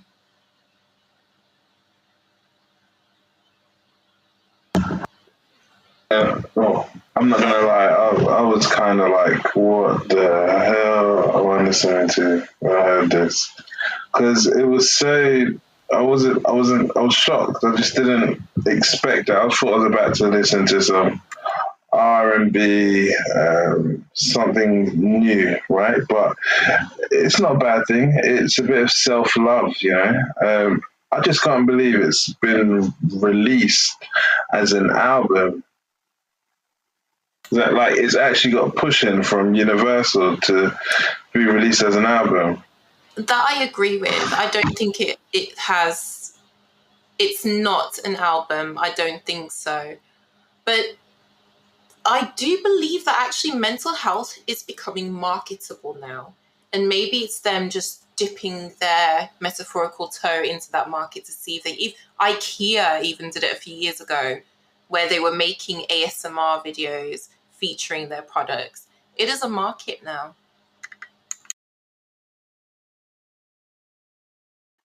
I reckon I could be a mantra artist. I feel like this one wasn't. It was a waste of time. That's my quick 10-second review. Waste of time. Not for me. That ain't it, Chief. Let's move to the next one. Because that was garbage. Was it? How do you pronounce it? Brent's Fires? Pardon? Is it Brent's Fires? Yeah, I think that's right. Matt can confirm. Can confirm what? Brent Fires. Oh yeah, he released something. He released a little drop called "Do Not Listen." I feel like it was just a bit of fan service, really. He hasn't dropped for like a year, a bit more than a year now. So he's like, yeah, let's give my fans something to listen to. I think Brent is just someone that's naturally talented. He just naturally makes good music. I don't think he has to try very hard. So he gave us some Lucy's, and it was good. It was 3 tracks. So you can't really, I don't know if you can even call it a project.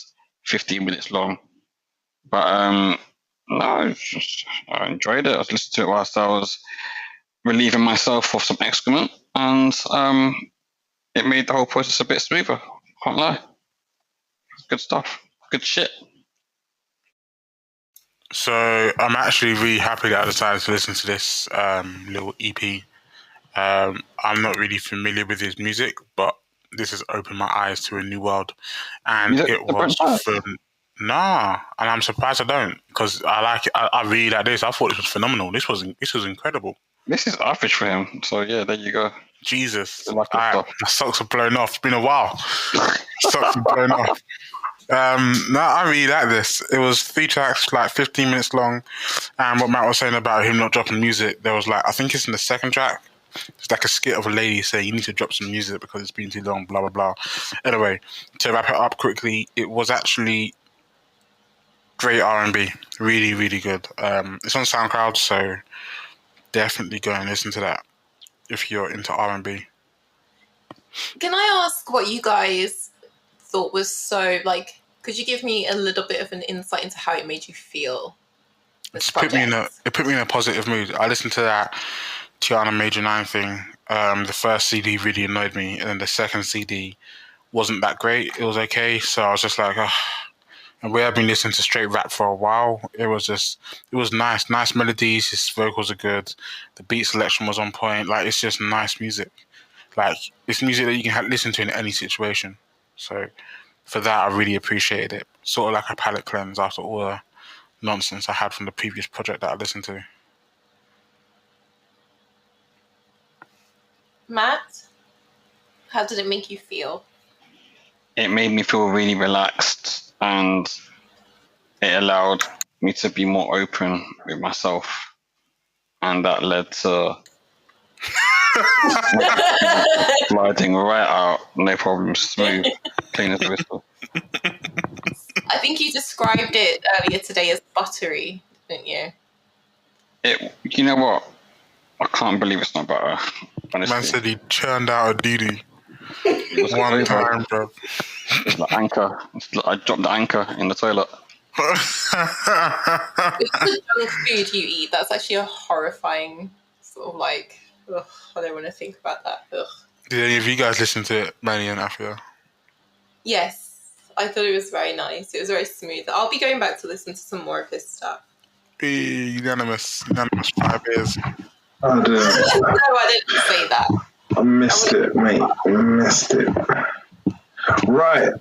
Should we go into another album? I want to talk about the fraud department. I want to make a complaint, mate, to the fraud department. Let's go. It's the side of the police. So I'm talking about Jim Jones and Harry. Harry Ford. Yeah, that guy's really nice, man. With it, really, really nice with the production values, man. Like he inspired a lot by Justice League, because I kind of got Justice League vibes on there. You know what? Now you say that, as if he just you said. I don't know if he is or not, but you know they did have some beats that are similar. But yeah, I'm not saying all of them were like that. No. I feel like Harry though has been doing this for so long now. He must be like about 10 years deep into this now, if not longer. He is himself now, isn't it? You know what I mean? So. I kind of feel like I'm liking this trend of rappers like the 2010s or old school. Well, I don't even know what an old school rapper is, but like, let's say the older gen or older style of rapper merging with like a hot producer in order to produce an album, similar to like Nas and Hot Boy, that kind of fashion. Because I kind of feel like it brings the best out of like these older rappers. It brings them more into like the modern age, into the modern sound of it. But anyway, let me not go a bit more deeper into the actual project. I liked the features. I felt like they were all strong. I didn't feel like any of the songs really missed. Aunt Viola was probably my favorite. I enjoyed Say a Prayer too, featuring Matt and Ollie's favorite, Currency, on there. Mano was even good on Free Cuts. Like, Mano, I know more of a reality TV star, so to actually hear him rapping, that was nice. So yeah, like, it was a solid point. Even though he's on this Love and Hip Hop shit now, he's about this life, and he's a really good rapper. Yeah, and then he proved it here, man. And Barry White was a good show as well. What was the lyric? I got a deep voice. No, I can go deep like Barry White or something like that. It was a nice little chorus there. Like, it was a well put together project. Well done, Jim. Well done, Harry Fraud. I'll be listening to more shit. Lovely. I'll go next. So I'll say quickly before you go. Yeah. I was just listed. So I was just checking how long Harry Ford's been about for, and he started in 2006. That's when he had his first like production credits. 2006. Yeah. He's been around for a long time, 15 years. Has he done anything with Rick Ross? No, but you know what? Them two would be like they just Match made in heaven. work so well. I think that would go well. When Rick was doing his opulent rhymes with like this sort of high forward production, it would work too well. I'm scared that if they did a project together, that he would try to steal Harry Ford away from Currency. So like, they would make great music. So. Yeah, let's put that on the. Cool. So, I don't know how to rate this. So I'm gonna separate in two parts. The beats, top tier, phenomenal, loved them. But I feel like Jim Jones can't do justice to Harry Ford beats. And what I mean by that is I feel like his delivery just ain't there for it. So I noticed this when I was listening to the Currency track. And then as soon as Currency came on, it was like, that's home. That's home. And I love that. I love that track. That being said, I actually really enjoyed the EP. My favourite track was one with Mano. I have to interject here, Ali. Like, are you comparing Jim Jones to what's his name, Currency, or are you saying that you're just more familiar with Currency on Harry Ford's beats? Does that make sense? I don't know how to explain it. Like, when I listen to Jim Jones, I'm expecting like a Dipset type beat, like a Just Blaze beat. I'm expecting that sort of energy.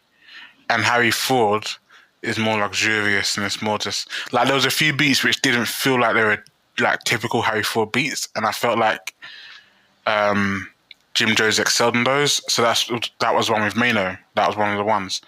But there was times when I was like, Jim Jones ain't catching the beat right. It's just like any man can go into Louis Vuitton and buy a leather jacket. But if I bought a leather jacket, I can wear it. But if me and Drake was seen wearing it, Drake could wear it. Do you know what I'm saying? It's kind of... No, but like... bro. No, but I can't get what you're saying. I would give my inclination of what it is here from me. Is that, you see, with Harry Ford's beats, right? And I think when I hear Harry Ford, if someone says to me Harry Ford's producer, or I heard that the music of Harry Ford at the beginning of a song, immediately I'm just like in a mode of like, okay, this is like rich lifestyle, laid back rhyme, but like extreme quality, yeah. And that's what Currency always delivers. Currency has this way of rapping that I could imagine him just like lounging on a chair, smoking a cigar, and in between puffs on a cigar, he's delivering his rhymes, right? And Jim Jones, that he doesn't embody that sort of atmosphere in the first place. So that is one of the reasons why I would say that he doesn't fit right on this sort of production. But at the same time, I thought he did a really good job on it. So yeah. He did a good job. So another rapper that crushes Harry Ford beats, and I use that word, is Larry June, but Action Bronson. Like, absolutely. Because he's so vivid with it, and he paints such pictures. The beat just helps you visualize those pictures.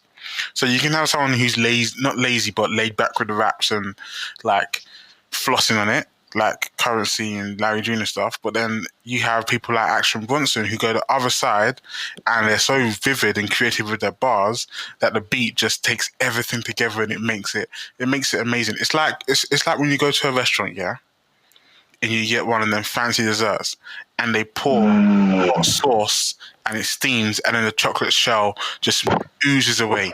That's what it's like when Action Bronson raps on a Harry Ford beat. Exactly, that's it. And then when Currency does it, it's like chilling in the most amazing chair, getting the best foot massage and neck massage you can get. Yeah, exactly. So it's weird, I can't explain it, but that's the kind of things those are the visuals that go through my mind when I listen to those two people rap on it. They're really good at bringing up visuals in your head. That's why I love Currency and Action Bronson. You listen to their songs, right?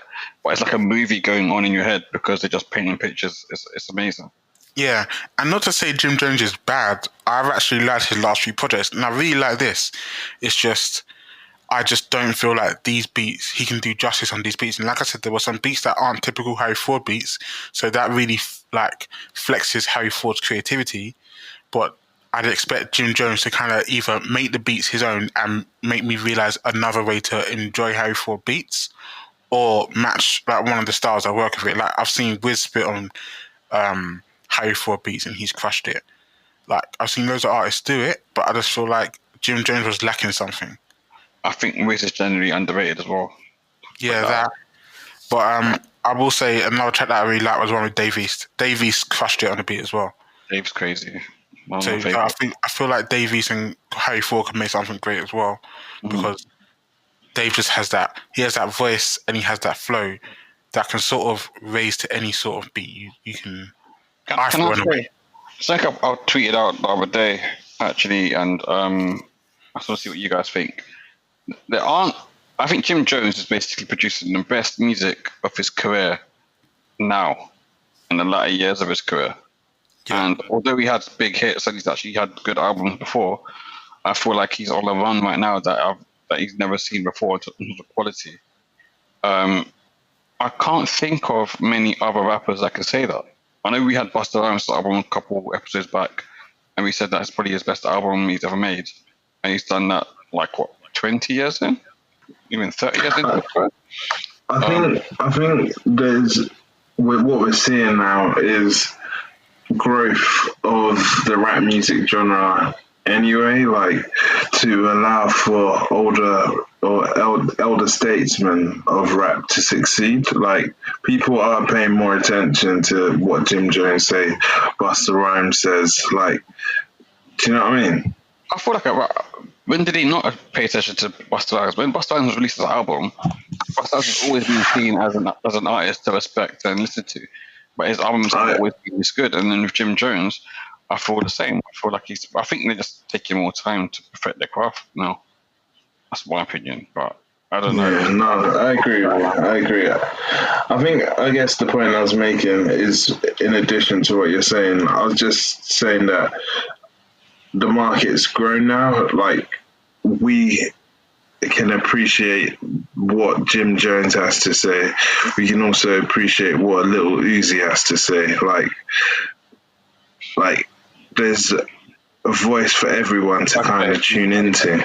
It's more of an eclectic taste, though. Yeah, exactly. You know what? I feel like that's probably true. I feel like hip hop is definitely more diverse now than it has ever been before. I think it's probably because of the fact that record labels can't control what the sound is. So if a record label really pushes, or if record labels really push a specific sound, then that is a sound that people listen to, because they didn't have much choice before, because it was this is on radio most of the time, right? And even the music channels, that was still pretty much controlled by the record labels too. Whereas now people listen to whatever they want to listen to, and everyone essentially has a platform to have their music heard. So I do get what you're saying, totally. So shall we get some scores in, or after this album?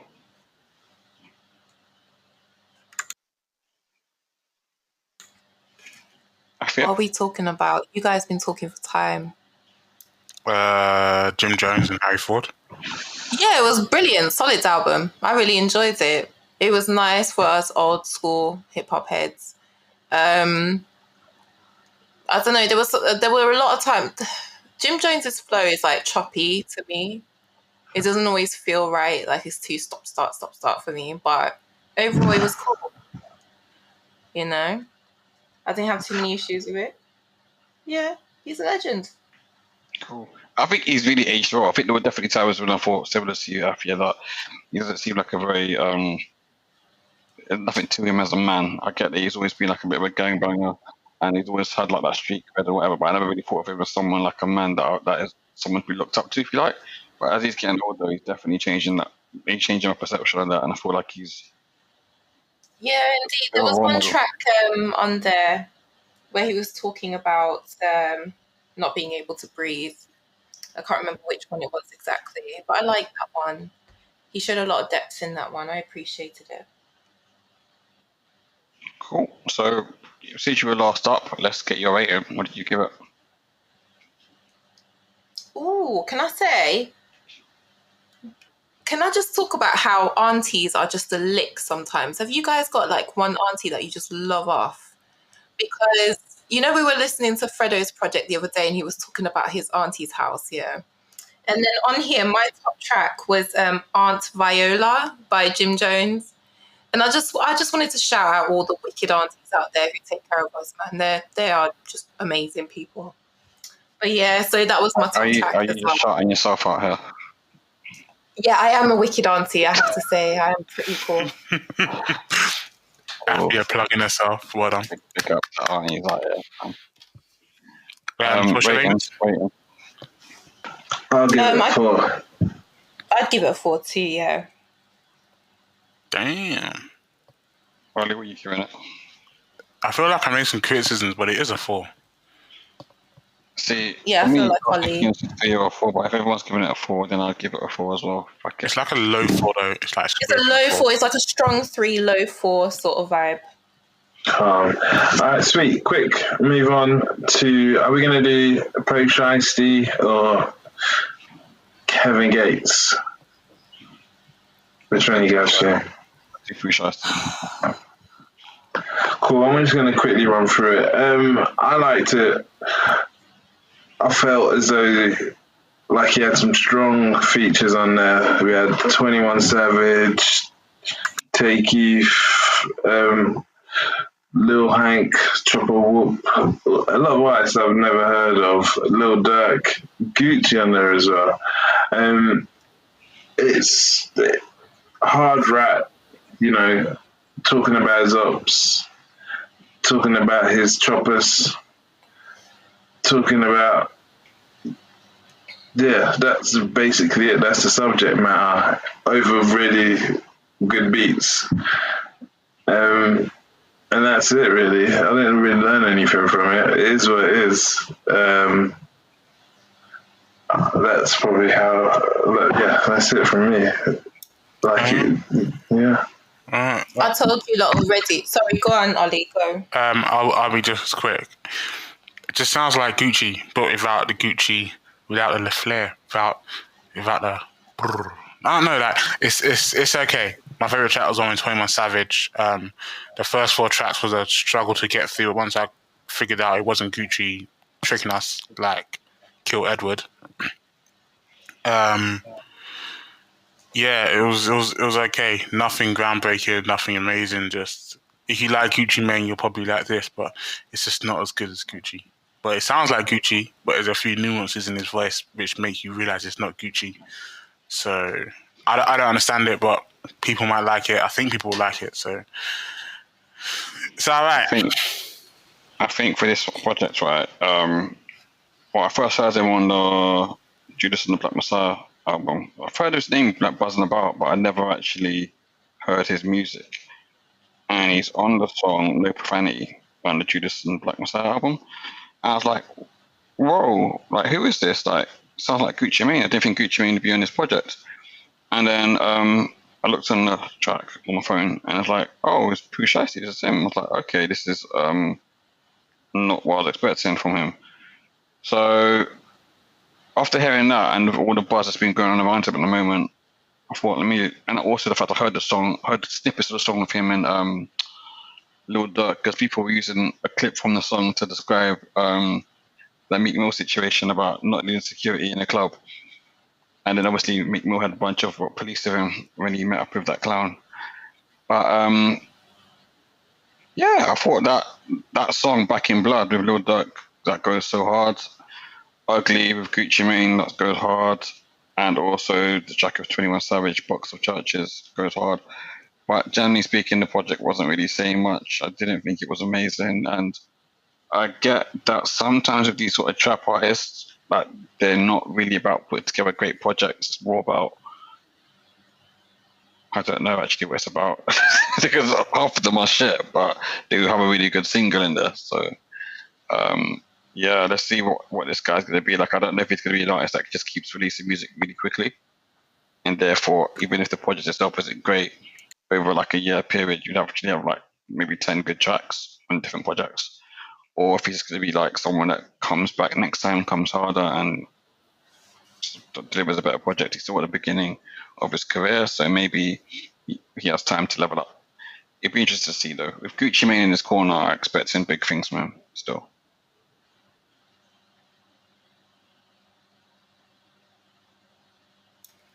Afia? This project was so much hot, burning garbage. I don't know what to do with it. So, like I told you lot before, I wanted to petition for a bin emoji instead of an ear for them projects that are just that bad. Because I wanted to throw this one away the same way I wanted to throw... Who was that guy? Oh, A Whole Lot of Red. Who was that? Who made A Whole Lot of Red? We don't mention that name around here. Exactly. This was almost on that level for me. So I don't know how you guys got through it and then were like, yeah, it's a solid project. Nothing on there. Yeah, nothing on there. It was just pure garbage from beginning to end. Whereas this one had 3 good tracks. It had some really good features on there too.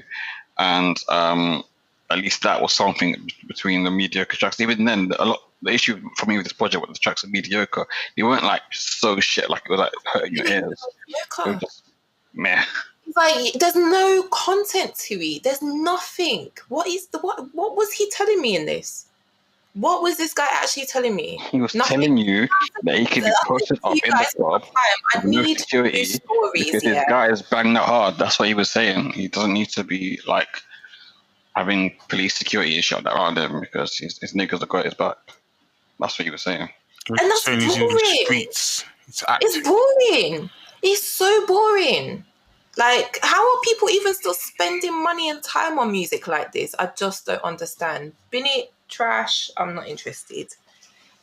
So that's my review. I don't have a whatever you guys decide unanimously is the top standout song, I'll just go with, because I'm tired of music like this. I can't believe this guy gets paid that much money for this. You need to deep the lyrics, man. But anyway, Fucking Blood is my one. That tune goes hard. What's the one with 21 Savage? Box of Churches. That's my standout track. I didn't even bother downloading it to my phone. I just streamed it. Manny? Really bad.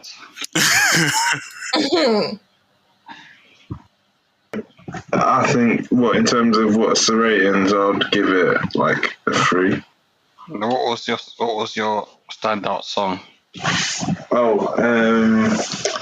My standout song, let me have a think. I would say it's a tough one, man, because there's so many good ones.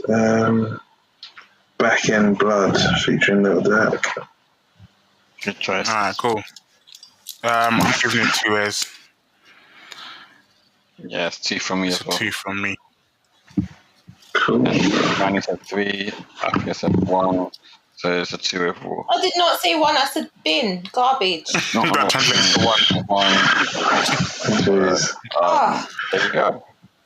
There you go. Sweet. We got one more project. Kevin Ghetts. Before we wrap it up. Kevin Ghetts is scary, man. That's like I say, he's scary. And I don't know, man. He's just a weird guy. Yeah, he's very strange, isn't he? Like, a lot of the stuff he says. Isn't he happily married? Like, what happened to that Kevin Ghetts? I don't know what's going on with him. I don't get it. But don't they have they swing and stuff? They do things with other from this album, does he even acknowledge his missus on him? Yeah, he loves her off. He's always talking about how she is the strength. No, like in interviews, but I mean in this album, like I didn't hear it. I felt kind of like old school Kevin Ghetts. Very trap. Very talking about his life in the trap. It wasn't talking about anything to do with his wife at all. So, yeah, it was a good album. He makes good music, which I think this guy is really complex, man.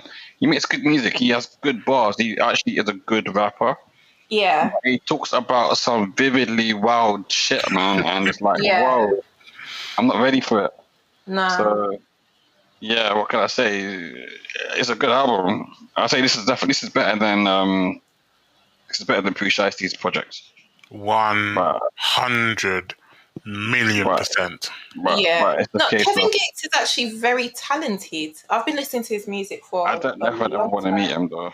I just feel like if you met him on a normal day in the trap, I have no doubt that he stinks and that he's in a trap. He's in a bando that stinks as well. Probably got rats. Well, have you seen his missus? No, I haven't. But I'm talking about what he does on a normal day. I cannot believe that, like, because listen, she is absolutely stunning. Like Laurie Harvey, yeah. Oh my God, no. Let that be strict on the record. Yeah, let that be strict. No, not like that. Like she's in a bando, all dirty and stinky, but like with Diamond Chain or some shit like that. He's just. He has 2 phones. He's got 2 phones. He switches up, transforms. I haven't heard that song for a while. I still play it, bro. The song's a banger. Song's an absolute banger. I always say, right, whenever I think of Kevin Ghetts, I think of his verse on the game song Black on Black, and his verse is just scary. I can taste and I can smell his verse, and it's just minging. It's proper minging. I told you the issue I have, and I used to love his music. I think he makes some of the best romantic trap music. Like, he makes music for hood relationships that is just brilliant, and I really enjoy it. But every time I listen to his music now, I just think of the fact that he is totally fine to shag his cousin, and it puts me off all the time. Like, it's not as bad as if you were to listen to somebody like an R. Kelly, for example. It's not on that level, but it does linger. I don't think R. Kelly ever made a song about shagging his cousin, to be honest. We don't want to talk about what R. Kelly was talking about. Okay, that's true. He talks about worse stuff, to be honest. For the same, but yeah. What did you guys rate it anyway? I haven't even done my review. Oh, I'm sorry, mate. You need to know rush, innit? No, to be fair, I need to eat my dinner. But I will say that I enjoyed the album. There's nothing that like brings any highlight of discussion for me on it. It's just Kevin Ghetts. It's just easy music to listen to. I enjoyed it. I didn't want to skip a single track. I just enjoyed it, but it wasn't amazing. It's just nice vibes if you're in that mood. I agree.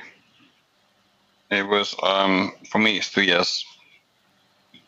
Yeah, same. 3 years from me. I don't actually know what my standout song was.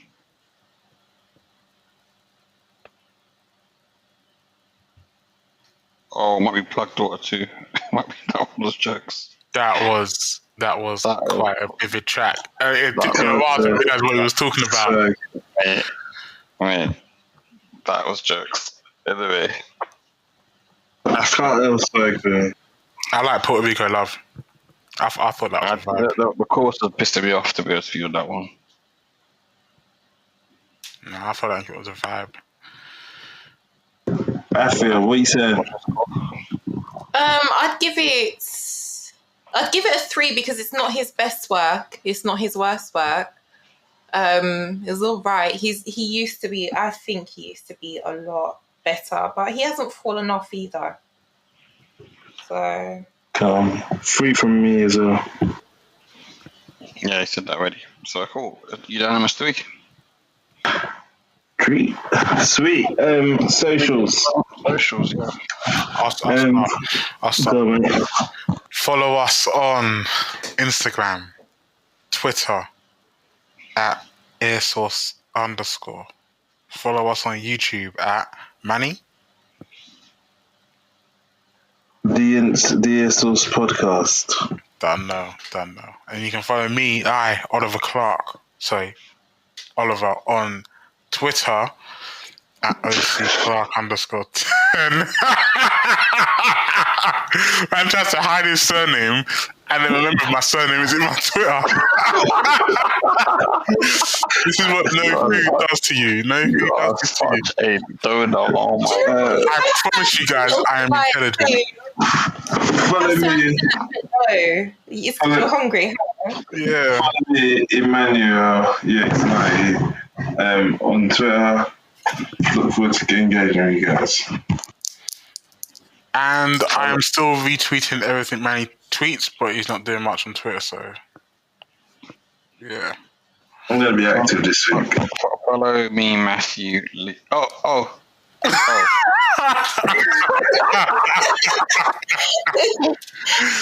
At Mr. Matty Lee on Twitter, at Mr_Matty Lee on Instagram. And if you guys are on Xbox or PlayStation, hit me up, let me know. We can link up on that too, man. If anyone wants to get smashed on FIFA or whatever, join my pro clubs. Yeah, what he said. We're shit at pro clubs, but we can still do better. We're hiring new players, especially in defense. New blood. Join up. New blood. Afia, what's your needs? It's EarSauce.Afia. You can find me on Twitter and you can find me on Instagram. Same things. You can also find her on Yammer at EarSauce.Afia.Yammer. What's Yammer? No, What is it? I don't know. I saw it today. I was making it up. Just ignore me. Right. We good? Let's go. Peace out. Peace out. Oh yeah, by the way, you can also find Afia on OnlyFans at EarSauce. You wish. The EarSauce podcast.